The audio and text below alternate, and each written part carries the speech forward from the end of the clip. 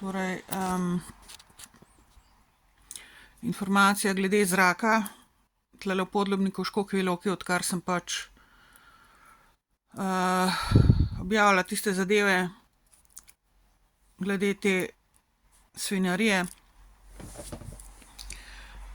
preko hlevskega gnoja, v katerega dodajajo ogromno enih kemikalij, oziroma so jih, ker situacija trenutno je taka, da je zdaj približno en teden, oziroma od tistega dneva oziroma naslednjega dneva naprej, dejansko zrak precej boljši.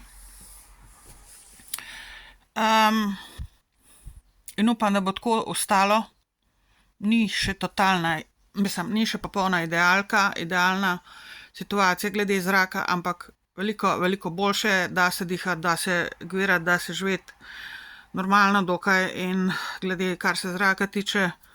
In to je zdaj pač informacija in seveda upam, da bo tako ostalo.